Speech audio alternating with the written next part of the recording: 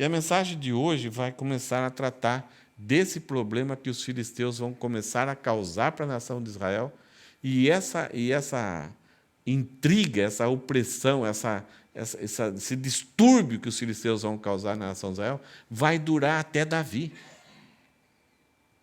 Então, o surgimento desse povo acontece por causa desses juízes insignificantes. Eles só queriam que a coisa vivesse na água morna. E aí os filisteus se levantam e vão oprimir. Então, hoje, o título é a primeira parte de um dos juízes que mais conteúdo tem sobre a sua história. E o título tem aí o casalzinho, né? Manoá, e qual é o nome da mulher? Você lembra o nome dela? Eu estou querendo saber também, porque na Bíblia não fala. Né? A única coisa que a gente sabe é que é a esposa de Manoá, ou mãe de Sansão. Então, o texto vai falar da maravilhosa graça que anunciou o nascimento do mais forte e mais fraco juiz. Sabe o que é ambiguidade? Vocês sabem de quem a gente vai falar? De Sansão. Sansão, ao estudarmos a história de Sansão, já vou antecipar para vocês, a história dele vai desenvolver em nós, vai criar em nós, vai aflorar em nós um sentimento de ambiguidade. E hoje a gente não tem nada a ver com umbigo, tá? É ambiguidade. O que é ambiguidade? É quando, de repente, você olha para uma pessoa, você sente muita admiração por algumas capacidades, algumas coisas que a pessoa faz. E, ao mesmo tempo, você sente desprezo por ela. Sansão, ele é humorista, ele é inteligente, ele coloca as pessoas em maus lençóis, ele derrota com pequenos instrumentos improvisados, ele é forte. Então você fica admirado, ele é um herói, é o Schwarzenegger das Escrituras. Mas, ao mesmo tempo, ele faz coisas que você fala, que adolescente burro, que idiota. A gente começa a lançar impropérios para ele. Como esse cara que teme a Deus, conhece a Deus, é capacitado por Deus, foi chamado por Deus, pode fazer uma coisa dessa? Percebe que esse sentimento a gente tem por algumas pessoas hoje em dia? Eu acho que vocês conhecem algumas pessoas que você admira ela. Ah, se eu tivesse essa capacidade. Ah, se eu tivesse essa habilidade dessa pessoa. A genialidade dela. E, ao mesmo tempo, você fica, cara, mas que cara, como que ele desperdiça isso? A gente tem no mundo dos esportes, a gente tem nos artistas, nós temos pessoas no meio de igrejas. Você fala, como que pode um cara com tanta habilidade, com a presença de o que ele já experimentou de Deus na vida dele, fazer isso? Então, ao mesmo tempo, você muitas vezes está irado, você acaba desprezando a pessoa, ao mesmo tempo você admira. Não sei se você conhece alguém assim. Já percebeu? Pessoas têm um dom, um talento para música, instrumento, mas, de repente, não aproveita aquilo para glorificar a Deus. E hoje, então, nós vamos começar a estudar. É o pontapé inicial, e a gente vai ver a maravilhosa graça de Deus que anunciou o nascimento do mais forte e do mais fraco juiz. Que história! É uma história muito interessante, divertida. E a história começa dizendo dessa opressão dos filisteus, que eles se levantaram durante o período dos juízes insignificantes. Enquanto eles estavam governando, cuidando tudo, esses inimigos estavam surgindo. Sabe onde os filisteus, a região que eles moravam? Era na Filistia. A cidade mais importante deles era Gaza. E porque eles moraram nessa região, então se tornou a Filístia, ou Filistina, ou Palestina. Então, se você já viu um mapa, mais ou menos, é lá naquela região. Então, os povos que sempre moraram nessa região foram um calo, uma pedra no sapato da nação de Israel. E os filisteus vão surgir aqui, e vai ter a história de Davi. Davi vai se levantar por causa de uma guerra contra os filisteus. Então, olha o texto que fala aqui. Os filhos de Israel tornaram a fazer o que era mal aos olhos do Senhor. Nós já vimos várias vezes, né? Essa palavra tornar, parece que não aprende a lição. Já tiveram uma batalha, tiveram desgaste, muitas pessoas perderam, e agora eles novamente voltam a fazer as mesmas coisas. Isso que é triste, né? Quando uma nação que tinha uma aliança com Deus repete, repete, repete, e passa pelo mesmo ciclo. Qual que era o ciclo de falhas? Sossego, safadeza, servidão. Aí eles suplicam, aí eles têm o Salvador, e aí vem o sossego. Então, o sossego, o povo relaxava. Está tudo bem, estamos sendo abençoados. Aí vinha a safadeza. A safadeza durava um certo tempo, perdiam a força, a vitalidade espiritual e física, e vinham os inimigos, Deus mandava os inimigos, Deus entregava o texto, fala assim que Deus os entregou nas mãos de alguém. Deus levanta um inimigo que não tinha poder sobre a nação de Israel, Deus levanta e entrega a eles. Então vem a servidão. Eles são oprimidos, têm que morar em cavernas, têm que pagar impostos, têm que viver como se fossem servos, fosse sobreviver.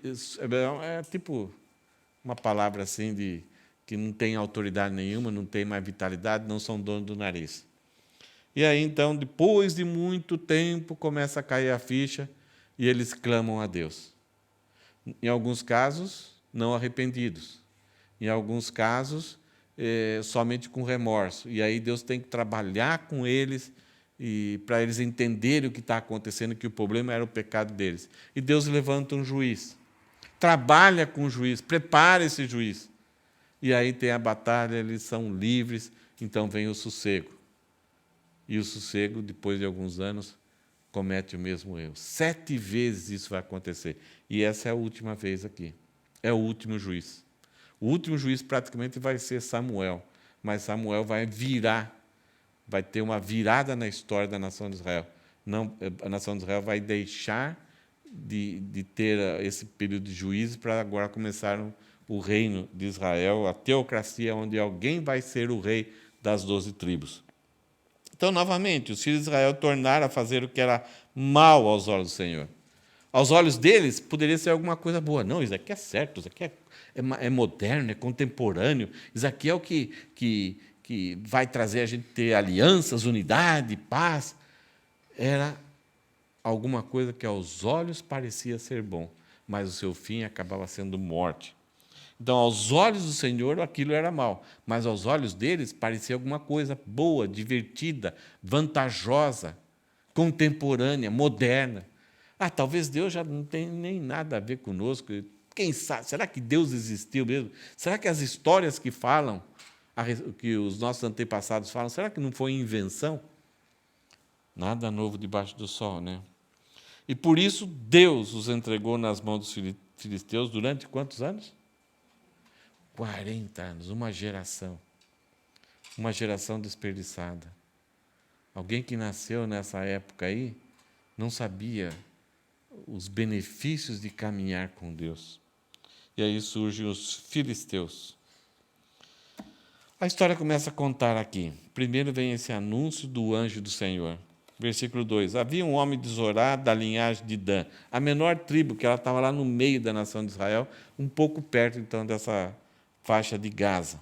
Havia um homem de Zorá, da linhagem de Dan, chamado Manoá, cuja mulher era estéril e não tinha filhos. O anjo do Senhor apareceu a essa mulher e lhe disse: eis que você é estéril e nunca teve filhos, mas você ficará grávida e dará à luz um filho. Por isso, tenha cuidado e não beba vinho nem bebida forte e não coma nenhuma comida impura. Então, aqui dá o nome do marido. A coisa interessante é que Deus aqui vai levantar um libertador. Mas qual é a diferença desse momento para os juízes anteriores? Qual que era o ciclo de falha? Sossego, safadeza, servidão, é o que nós vimos até agora, 40 anos. Súplica e salvação. O que não houve aqui? Não houve a súplica. Antes da súplica acontecer, antes do povo entender que eles precisavam voltar-se para Deus, se arrepender e clamar por libertação, Deus vai levantar o libertador. A nação de Israel cada vez mais está afundando no pecado, e mesmo durante 40 anos, ninguém, talvez uma ou outra pessoa falando, mas é desprezada. A nação de Israel não volta-se para Deus, nem para clamar. Endureceram a cerviz. E talvez estão amargurados contra Deus. E não se arrependem. Então, o processo, no começo, era rápido. E algum juiz já estava pronto, disposto. O Toniel, Eude, Sangar, Débora. Estavam rapidamente, Deus chegava aqui, falava e já estava pronto. Aqui, mas o povo clamava. Gideão, o povo teve remorso. Jefité, o povo clamou, buscaram Jefité lá. Mas aqui não há, antes, Deus tendo ciência de tudo, ele fala, o povo não vai clamar. Então, antes do povo clamar, o próprio Deus levanta o libertador. Isso é graça. Quando a gente olha na nossa vida, a gente vê que tudo estava preparado para nós sermos salvos. A forma com que Deus conduziu a nossa história. E a nossa salvação já tinha sido realizada 2000 anos atrás. É graça. É Deus indo atrás antes da gente chegar numa condição de clamar. E a nossa história, Deus vai mexendo nas coisas até que quando a gente chega assim, eu vou decidir escolher Jesus. Não. Ele já está preparando, está amolecendo nosso coração, está trazendo uma convicção. E quando a gente se entrega nas mãos de Jesus, o processo já estava tudo pronto. Uma coisa aqui que a gente vê é que a mulher era estéril. Naquela época era uma tristeza, porque a sociedade era agropastoril. Então, um casal, eles casavam para ter filhos, especialmente quanto mais filho homem seria melhor, para cuidar, para ajudar no trabalho, para aquele clã crescer e prosperar. Quando só tinha mulher, era bom por um lado, mas chegava uma hora que elas iam agregar valor a outros clãs. Os homens não vinham para fazer parte daquela família. Então chegava novamente, o casal de velhinhos ficava sem filhos, porque as mulheres iam embora. Então era muito importante o nascimento, principalmente de meninos. E aqui, Manoá e a sua esposa talvez estão agonizando, suplicando ao Senhor para que haja alguma mudança, que Deus pudesse trazer aquele milagre, como aconteceu com Abraão. E aí o anjo do Senhor aparece a ela e fala que eis que você é estéril e nunca teve filhos, mas você está grávida. A tradução coloca o verbo no passado, no futuro, você ficará. Mas, literalmente, o anjo chega para você está grávida. Você é estéril. Essa é a realidade. Mas agora você está grávida. O anjo, Deus estava interferindo na vida dela, e aquilo que o verbo pode ser traduzido como futuro, já é um presente. Ela fica desnorteada. Como que é isso? Só que ela não contesta, ela não duvida. E aí as orientações são dadas para ela. Tenha cuidado, não beba vinho, nem bebida forte, e não coma nenhuma comida impura. E o versículo 5 continua, a respeito dessa criança. Pois eis que você ficará grávida, ou melhor tradução, eis que você está grávida, e você então no futuro dará à luz um filho, sobre cuja cabeça não passará navalha. O menino será nazireu, consagrado a Deus desde o ventre de sua mãe, e ele começará a livrar Israel do poder dos filisteus. é um dos juízes que mais detalhes tem antes do próprio nascimento, a interferência de Deus na gestação dessa criança, na geração e gestação dessa criança. E aqui fala que vai ser nazireu. O que é nazireu? Olha só alguns detalhes sobre nazireus, essa descrição está em Números 6. É um costume que existia na nação de Israel, não tem mais hoje. Nós não vemos isso na igreja, né? Então, nazireu vem da palavra nazir, que significa separar, consagrar e abster-se. Isto você tem um tempo para consagrar e abster-se de alguma coisa, como se fosse um voto para Deus. Esse voto era voluntário, de consagração ao Senhor. Então, o judeu, um homem já maduro, ele fazia o voto de nazireu por um tempo determinado. E era um voto de consagração. Era uma dedicação por um tempo definido, era a abstenção da uva e os derivados da uva, então não podia tocar, não podia beber, não podia comer. E outro acréscimo a esse voto durante esse tempo era não cortar o cabelo. Então, durante o tempo, eles não cortavam o cabelo. E não tocar em cadáver ou coisa impura.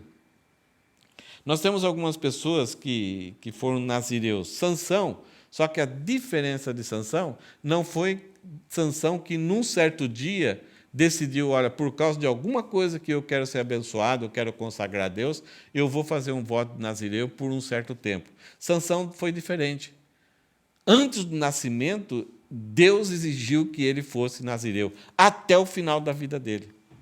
Os outros, nós temos Samuel, Absalão, Paulo, eles faziam votos por um tempo, por causa de alguma motivação. Paulo, ele tinha que fazer a viagem em retorno para Jerusalém, entregando uma oferta. Então, ele queria que Deus abrisse essas portas, cuidasse dele, desse livramento. Imagine você com uma certa quantidade de dinheiro.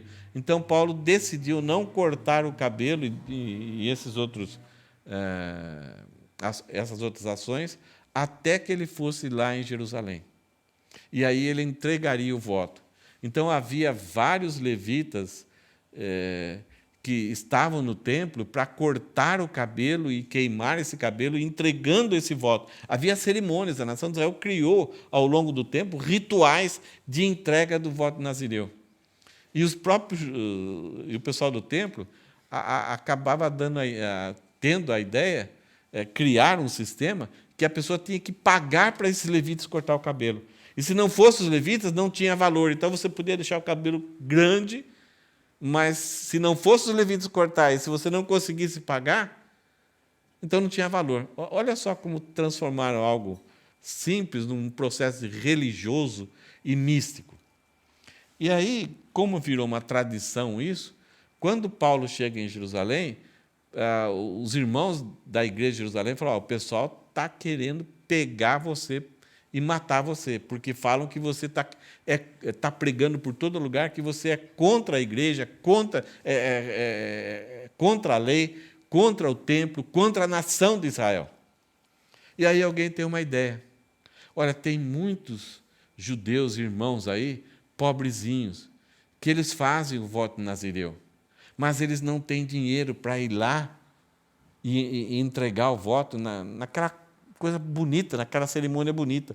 Eles cortam o cabelo, aí alguém corta lá na casa, lá tal, mas eles não são aceitos assim pela sociedade religiosa como se tivesse feito, completado o voto, porque para completar o voto teria que ser passado pelo corte dos levitas, porque precisa pagar dinheiro, eles não têm dinheiro. Então, Paulo, se você for e pagar para esses irmãos, para esses judeus, eles vão ter a ideia de que você não é contra a nação de Israel. Você não é contra a lei e os costumes de Israel. Então, Paulo vai e paga para esses levitas cortarem o cabelo ali, esses irmãos cortarem o cabelo ali com os levitas. Não adiantou nada. Então, com essa história, a gente sabe que o voto nazireu era alguma coisa meio comum, corriqueira. E era uma coisa muito individual, era uma decisão que a pessoa tinha por um tempo determinado, por uma causa individual. E aí, no caso da nação de Israel, tinha que ser completado, então, com o corte lá no templo. Quando povos inimigos assim oprimiam a nação de Israel, e aí a pessoa, por causa da opressão, fazia esse voto de um tempo determinado, e o cabelo começava a crescer, esses inimigos sabiam desse voto nazireu e ficavam estimulando, instigando esses judeus. Tá um pouquinho de vinho, quer comer uma carninha de porco? Não, aqui está. Olha, eu toquei aqui num bichinho morto lá, agora eu toquei em você. Então, as pessoas ficavam horrorizadas. As pessoas faziam esses votos, eles eram tentados a quebrar esses votos por causa dessas pessoas. O vinho aqui está gostoso, você não quer tomar um pouquinho? Então, recebiam essa pressão.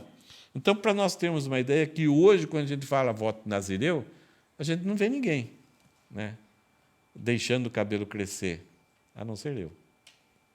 E é de propósito, por causa disso.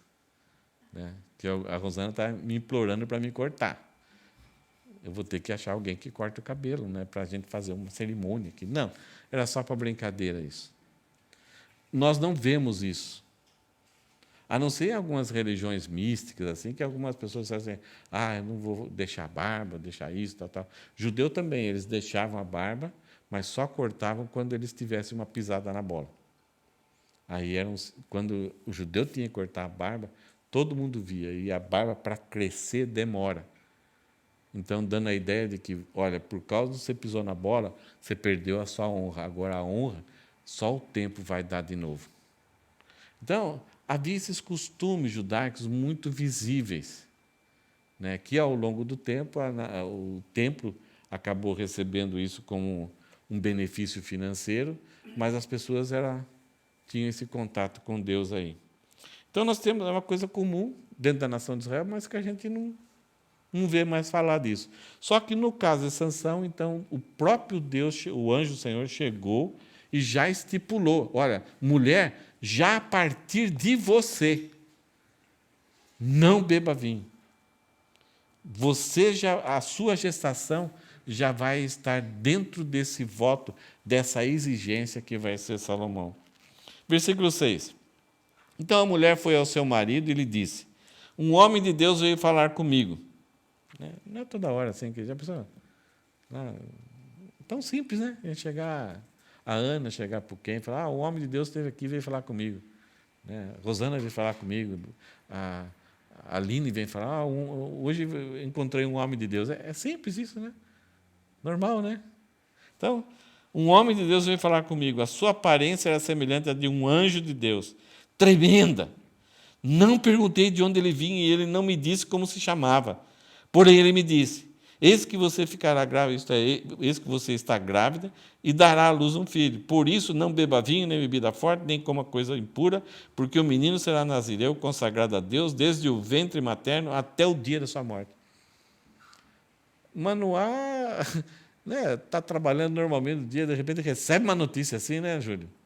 Algumas vezes a gente recebeu uma notícia assim, já fica um pouco atordoado. Se você já tem 3, 4 filhos, recebe uma notícia, olha, estou grávida, você fala, nossa, tem que fazer mais anguiô. Agora, e se a esposa já perdeu a esperança, vocês já perderam a esperança, vocês estão só tentando sobreviver, ter aquela vidinha, não está construindo nada para deixar para o filho, e ela não pode ter filhos. De repente, ela vem com aquele teste de farmácia. Estou grávida. E não é Covid.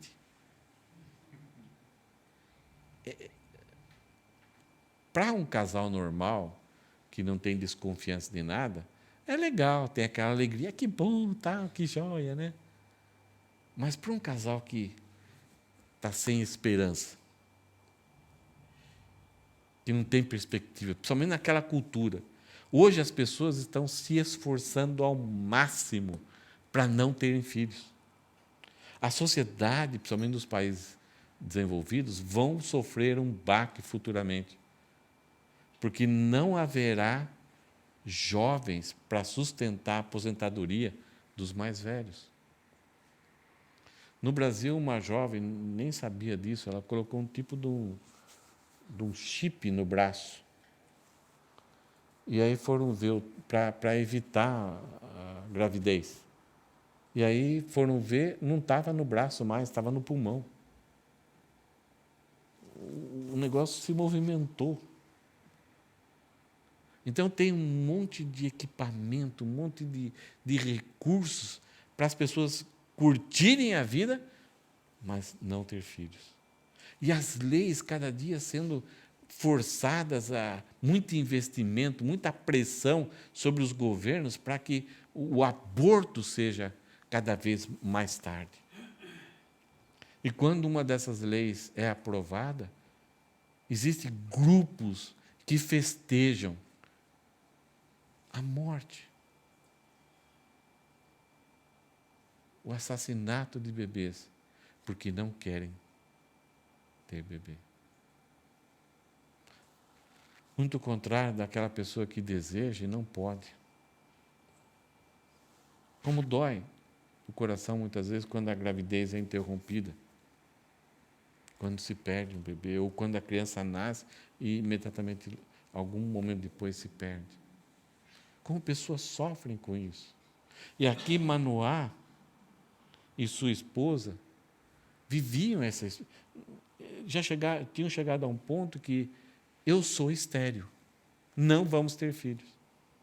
Já estavam absorvendo. E de repente surge essa aparência desse anjo do Senhor, esse homem, de uma aparência que ela fala assim, semelhante a de um anjo de Deus, tremenda, ela não está confusa. E ela fala para ele, e ele fica. E esse anjo deu ordens específicas. Então ela faz um bom relato para ele. Olha a reação. É interessante que a atitude da mulher não foi de duvidar, de rir como Sara riu, não foi ser incrédula, não foi de rejeitar. Ela simplesmente fez um relatório exato para o seu marido. E olha a reação do marido. Então Manoá orou ao Senhor. Ele não zombou da esposa, ele não achou que ela está meio fora da casinha, não sabemos a idade, se eram novos ou não.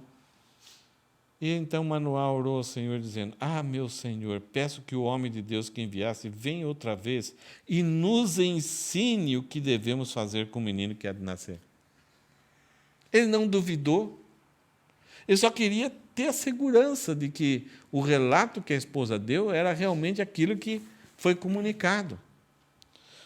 O que devemos fazer com o menino que há de nascer? Deus ouviu a voz de Manoá e o anjo de Deus veio outra vez à mulher, quando ela estava sentada no campo. Porém, Manoá, o marido, não estava com ela. A mulher se apressou, correu e deu a notícia ao seu marido, e ela lhe disse: eis que apareceu aquele homem que falou comigo outro dia. É uma história dinâmica, né? Bonita, é uma história bonitinha, gostosa de ler. Uma coisa que a gente vê aqui, esse pedido, essa situação, que Manoá ele não vai, não tenta ficar complicado, racionalizar, ele vai para Deus. Se aquilo era impossível de acontecer, ele vai para Deus. E ele vai para Deus para que o homem de Deus apareça, o anjo do Senhor apareça novamente e ensine ele de como ele deveria proceder com o menino. É um fato muito interessante. De quanto nós devemos seguir esse exemplo de Manoá. Orarmos para o Senhor e falar: Senhor, nos ensine como proceder com o filho que o Senhor está me dando.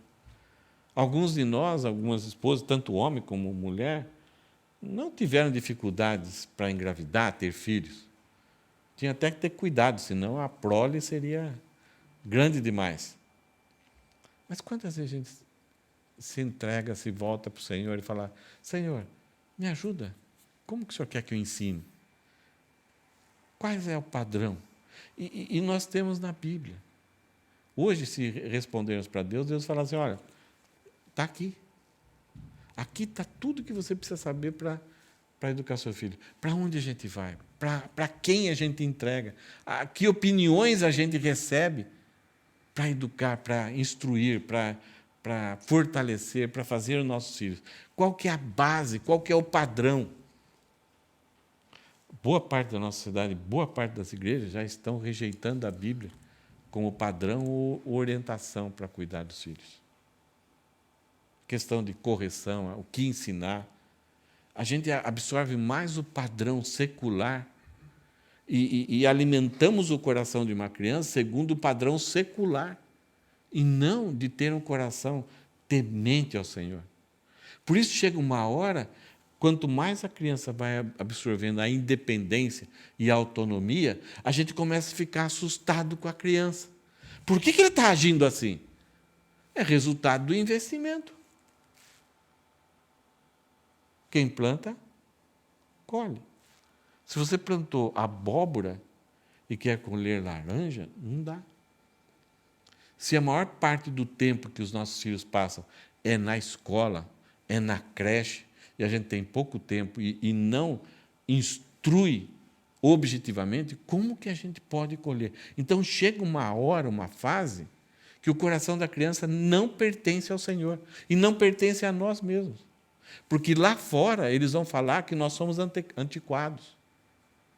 Lá fora eles vão falar que o mundo não foi criado por Deus.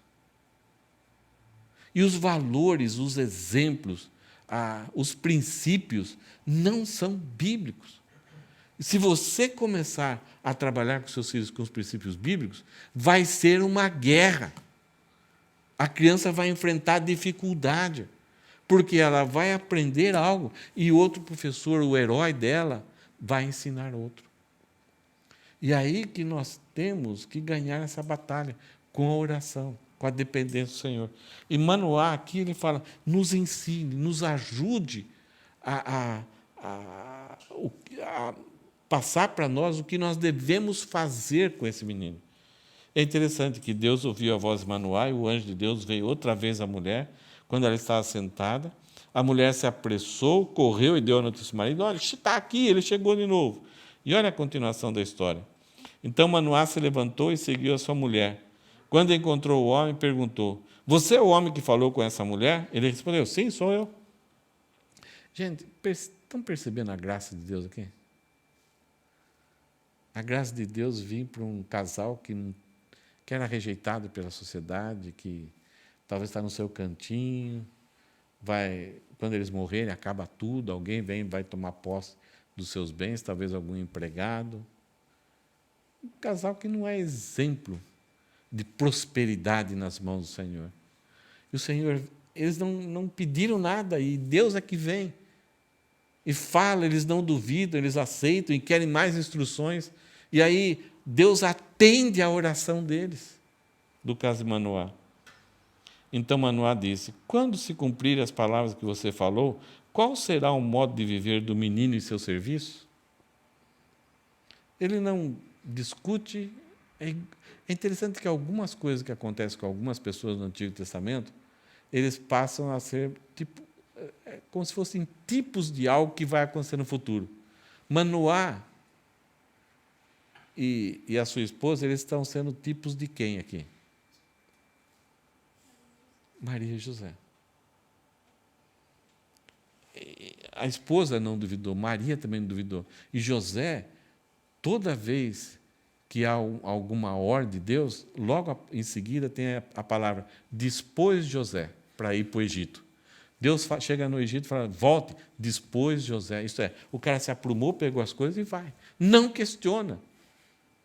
Ele simplesmente está abrindo seu coração, quer mais informações, e ele está disposto a obedecer, a entrar nesse alinhamento com Deus. E aí, então, ele faz a pergunta para o anjo. E o anjo do Senhor disse a Manoá, a sua mulher deve se guardar de tudo que eu disse a ela. Interessante. Eu falei com ela. Está falado. Não deve comer nada que proceda da videira, não deve beber vinho, nem bebida forte, nem comer nada que seja impuro. Ela deve observar tudo que lhe ordenei. Em outras palavras, o que o anjo falou para Manoá? Já conversei com ela. Ela sabe. Obedece ela. Manoá vai atrás. Ele que vai ter que correr atrás dessas coisas. Ele vai ter que se controlar, entrar num processo de disciplina para que a sua esposa não sofra com esses novos hábitos que ela vai ter que ter. Ele vai ter que mudar os seus costumes também, e atender, e socorrer, cuidar, porque essa mulher recebeu do Senhor. É interessante isso. Numa sociedade patriarcal, o mundo fala que a sociedade patriarcal é errada, é ruim, é opressora para a mulher. Mas o que a gente vê na Bíblia, nós não vê opressor. Você vê Deus se revelando à mulher e Deus fazendo com que o marido cuide desse vaso frágil. Nós temos Maria, nós temos Rebeca, nós temos Sara, nós temos a quantidade de mulheres na Bíblia que são usadas por Deus. As mulheres que viram pela primeira vez o Senhor Jesus ressuscitado, e elas que passaram a informação para os discípulos. Então, quando a coisa há uma harmonia, Deus usa de forma bonita, não discriminatória e não opressiva. O anjo do Senhor, com essas palavras, deu para Manoá a responsabilidade muito séria. Cuide, ajuste às necessidades da sua esposa. Versículo 15. Então Manoá disse ao anjo do Senhor, não questionou, não perguntou o porquê, mas então Manoá disse ao anjo do Senhor, permita-nos convidá-la a ficar conosco. A gratidão aqui no coração, né? Queremos preparar um cabrito para você. Porém, o anjo do Senhor disse a Manoá, ainda que você me convide, não comerei a sua comida, mas se você preparar um holocausto, ofereça ao Senhor. Acontece que Manoá não sabia que aquele era o anjo do Senhor. Há um processo de revelação progressiva aqui. Era um homem, mas um homem diferente, uma aparência maravilhosa. Era, segundo as palavras da esposa, tremenda. Ela ficou encantada e ele vem trazer essa notícia para ela. E aqui Manoá está querendo assim presentear, mostrar uma gratidão a esse homem, querendo fazer um jantar, alguma coisa, querendo que ele coma junto, tenha uma comida. Só que o anjo fala assim, olha, se você preparar um holocausto, ofereça ao Senhor. Então parece que é para outra pessoa. Acontece que Manoá não sabia que aquele era o anjo do Senhor. Está meio complicado o texto, né? Então Manoá perguntou ao anjo do Senhor, qual é o seu nome para que possamos honrar você quando se cumprir aquilo que nos falou? Isso é quando, né, se é tudo isso que o senhor está falando, que minha esposa está grávida, uma hora ele vai nascer. E na hora que ele nascer, a gente vai apresentar, a gente queria falar de você. Queríamos honrar você. E o anjo do Senhor respondeu, por que você me pergunta pelo meu nome, que é maravilhoso? Em outras palavras aqui, esse anjo do Senhor falou assim, o que você sabe já é suficiente. Não precisa perguntar mais, não. Você não precisa saber mais nada, não. Porque o meu nome é maravilhoso. É além da sua compreensão. Estranho isso. Mas por um anjo, tudo bem. Então Manoá pegou um cabrito e uma oferta de cereais e os ofereceu sobre uma rocha ao Senhor Deus. Ofereceu a Deus, que enviou o anjo. E o anjo do Senhor fez algo maravilhoso enquanto Manoá e a sua esposa estavam observando. O anjo falou para oferecer ao Senhor. Ele foi oferecer ao Senhor. E aí o anjo do Senhor que está ali fez algo maravilhoso. O que será que ele fez? Vamos ver o texto? Versículo 20. Aconteceu que, enquanto a chama saiu do altar, subia para o céu, o anjo do Senhor subiu nela. Ao verem isso, Manoá e sua mulher se prostraram com o rosto em terra. Eles perceberam, então, que ali não era somente um enviado do Senhor. O Senhor aceitou o sacrifício, o holocausto. O anjo aceitou e era o próprio Deus ali. Nunca mais o anjo do Senhor apareceu a Manoá, nem a sua mulher, Então Manoá ficou sabendo que aquele era o anjo do Senhor. Na narrativa, na história, para Manoá e a sua esposa, é um homem, um enviado de Deus. Samuel, que está escrevendo muito tempo atrás, depois, ele já está desde o começo falando que era o anjo do Senhor, o anjo do Senhor, o anjo do Senhor. Mas para Manoá e a sua esposa, era um profeta, alguém enviado por Deus, um homem assim bonitão, tal, com palavras diferentes que veio. Mas de repente, quando Manoá percebe que aquilo ali está, né, vem, o holocausto é aceito e essa chama, essa fumaça, ela sobe e esse homem sobe junto. Epa! Então é o Senhor. E aí, então, ele fica sabendo que ele era o anjo do Senhor. Só que Samuel, que vai escrever muito tempo depois, ele está desde o começo falando que era o anjo do Senhor. Toda vez que na sua Bíblia tem o anjo do Senhor, e na maior parte das vezes é em maiúsculo, está se referindo não a um anjo, mas a alguém.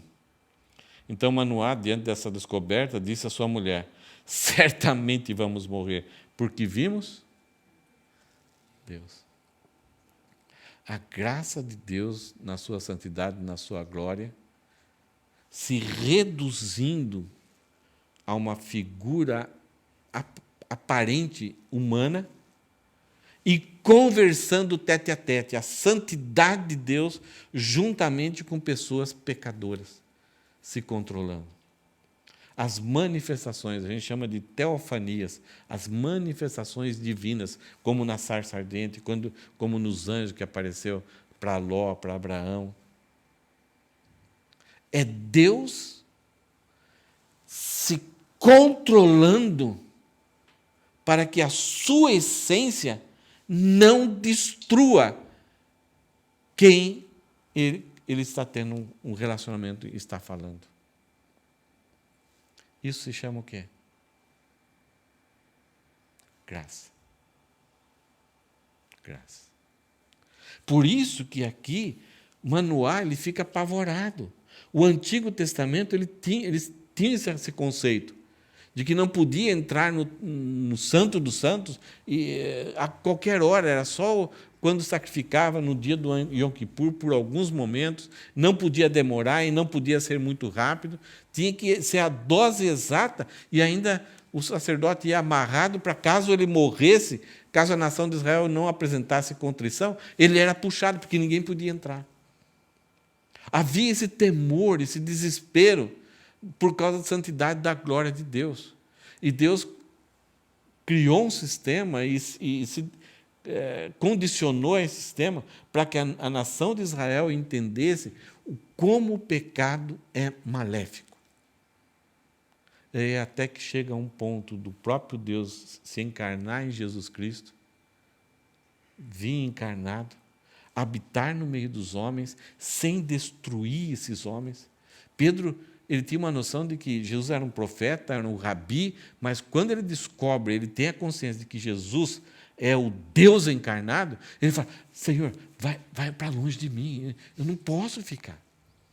Então, esse conceito, tanto nos gentios como nos judeus, de que a glória, a majestade de Deus não podia habitar com os homens. E quando o Novo Testamento, está finalizando o livro de Hebreus, o Novo Testamento vem apresentar isso, que Deus se fez carne e habitou no meio dos homens, e Ele é o caminho, a verdade, a vida, e por meio dele nós temos acesso a Deus, nós somos aceitos por Deus por causa da sua obra. Isso muda tudo. Nenhum pensamento filosófico, nenhuma religião tem esse conceito, essa consistência, essa verdade de que agora homens pecadores podem ter acesso a Deus, podem ter comunhão, estar na sua presença, sem mais ter medo. Porque em Cristo o véu se rasgou. E o livro de Hebreus, ele clama para nós, ele exorta: entre com ousadia, isso é com aquela confiança de que o nosso problema de pecado foi resolvido. Então, se nós estamos em Cristo, todas as coisas se fizeram novas. A novidade de vida.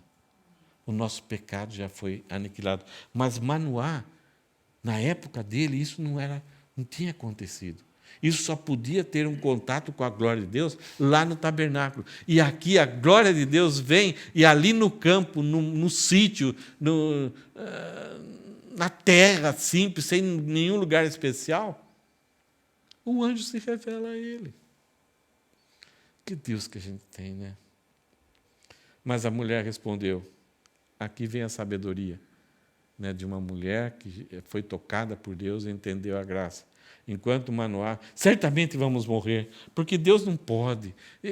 Se alguém tem contato com Deus, vai ser morto, porque Deus é justo, Deus é puro, Deus é grandioso. Então, se eu tive um contato, se eu vi, eu vou morrer agora. Estamos perdidos. E aí a mulher fala o seguinte, se o Senhor quisesse nos matar, não teria aceito de nossas mãos o holocausto e a oferta de cereais, nem nos teria mostrado tudo isso, nem nos teria revelado essas coisas. Que sábias palavras. O que era um holocausto? O holocausto era quando você celebrava uma aliança. Era a ideia de celebrar ou relembrar um acordo entre duas partes. Então, Manoá queria alimentar o anjo. O anjo falou, não, ofereça como holocausto ao Senhor. O que o anjo incentivou Manoá? Falou, vocês têm, a partir de agora, um pacto com Deus, uma aliança. Deus vai, através de vocês, realizar algo extremamente importante para o seu povo, que era o nascimento do filho. E quando o anjo sobe naquela fumaça, naquela chama, a ideia de que o contrato, a aliança, o acordo foi celebrado. E se o acordo é celebrado entre Deus e os homens, e algum homem, esse acordo não será quebrado em nenhum momento. Então a esposa, por causa disso, ela fala, se o Senhor quisesse nos matar, não teria aceito em nossas mãos o holocausto. Nós temos um acordo com Ele. Isso vai ser realizado.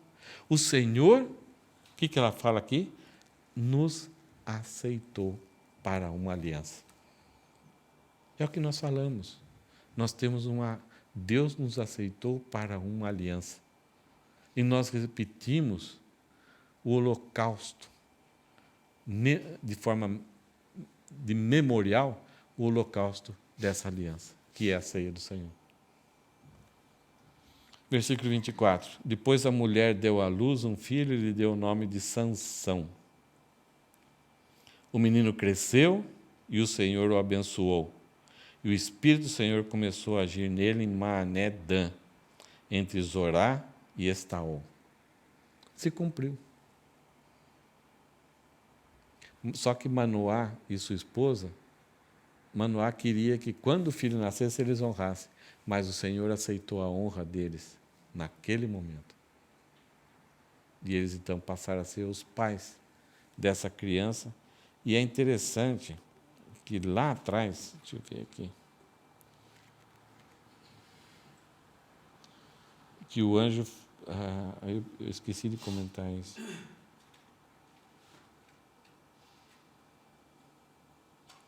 Que fala, nem me lembro onde está agora, que fala do menino, ele fala, e ele começará a libertar a nação de Israel.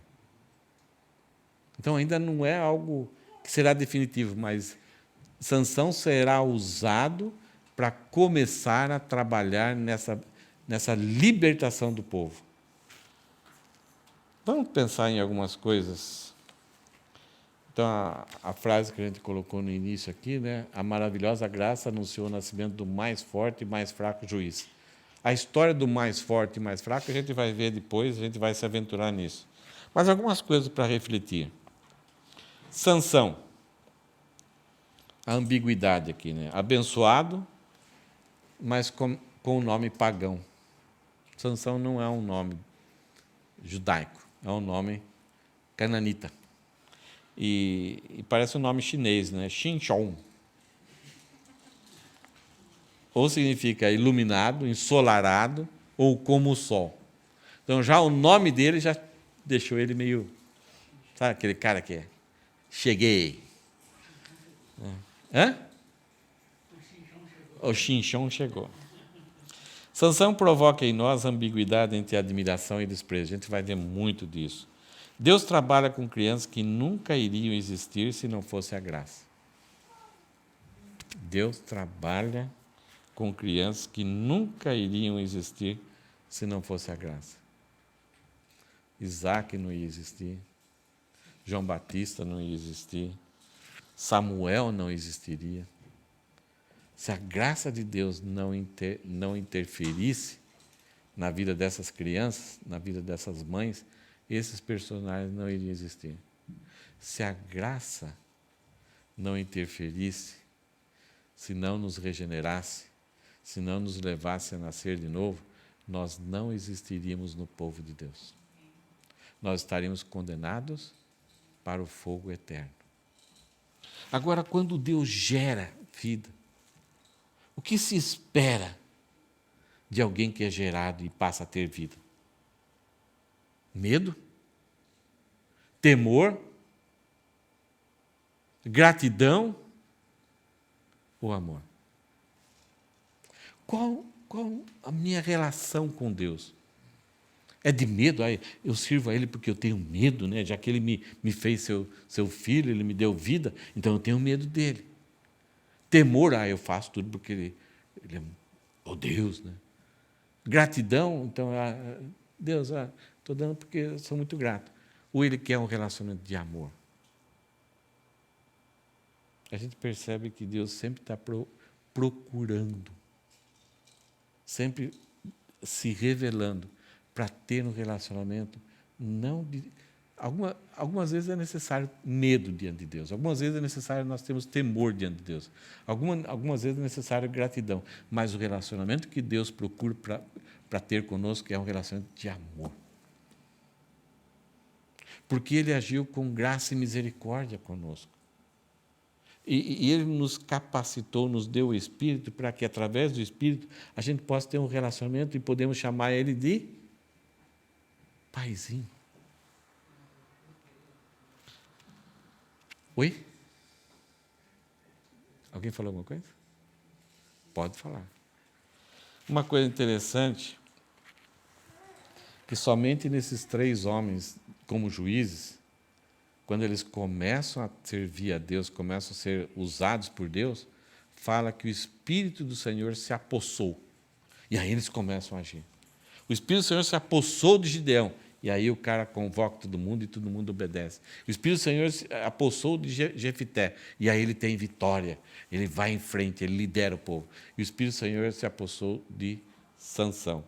Enquanto Gideão, ele recruta um exército e Deus vai diminuindo o exército para 300. Jefité, ele recruta várias pessoas são a parte do exército.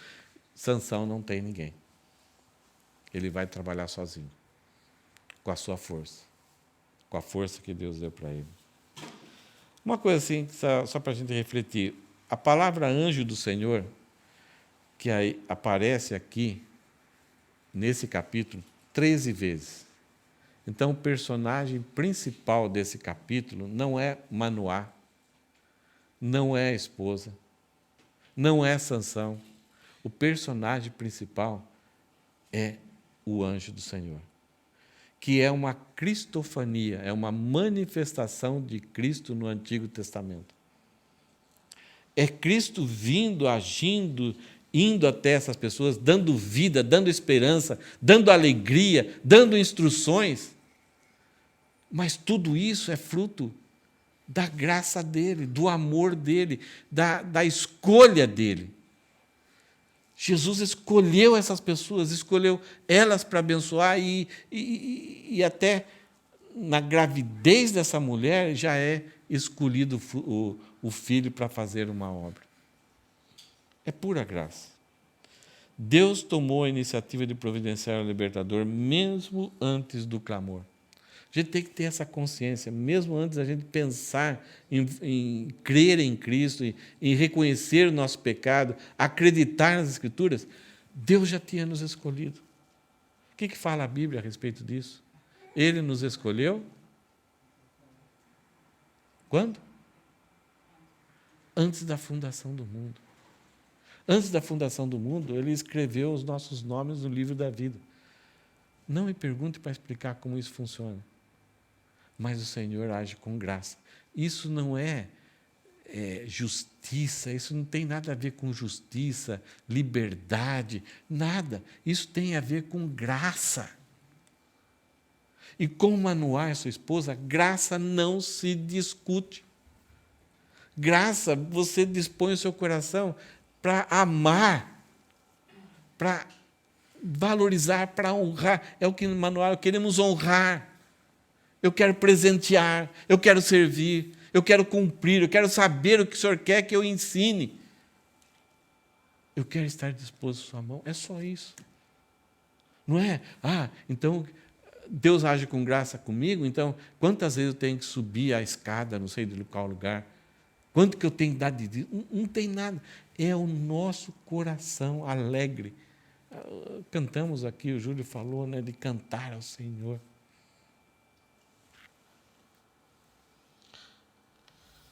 Sansão vai ser o último juiz e a situação cada vez mais decadente, até terminar numa guerra civil. Vai terminar a história de Sansão, ele vai conseguir causar alguns efeitos contra os filisteus, mas a nação de Israel estava numa decadência.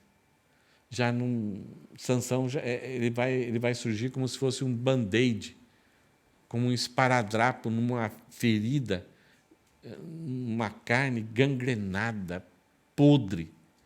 Então, apesar dos efeitos, dos feitos de Sansão, mostrando o cuidado, o poder de Deus, o que Deus queria com a nação de Israel precisa de uma cirurgia, e não de um band-aid, de um esparadrapo, de uma pomadinha. O câncer tinha tomado toda a nação de Israel. E nós vamos estudar os últimos capítulos, e você fala, como que pode? Como que pode um povo que tem uma aliança com Deus se comportar desse jeito? Então, Sansão vai mostrar, através do seu comportamento, a decadência da nação de Israel. E depois que ele morre, como que vai a nação de Israel se comportar ainda? Aqui nós vemos, nesse capítulo, nós vemos uma esposa anônima, mas creu sem hesitar. Nós queremos ser famosos e temos muitas dúvidas sobre a palavra de Deus. Não queremos aceitar a palavra de Deus. Queremos explicar, queremos entender e que as palavras do Senhor se encaixem na nossa forma de pensar e acreditar. Ela, no mato, no campo, tem um contato com Deus, ela creu. E na história não está o nome dela, ela aparece somente como esposa de Manoá. Então nós vemos várias mulheres semelhantes, né? Nós vemos Sara com certos problemas ali, Ana, mãe de Samuel, e Maria, agindo, né, favorável ao Senhor. Amém? Que essa história do anúncio do nascimento de Sansão possa trazer esses princípios para a nossa mente, né? Que a gente possa entender a responsabilidade que nós temos como pais e que o Senhor, a gente tem que estar atento, né? Como que Deus está se revelando para nós e como que Deus está nos ensinando e buscar aprender de Deus e como a gente agir como pai, então, e o amor acima de qualquer coisa.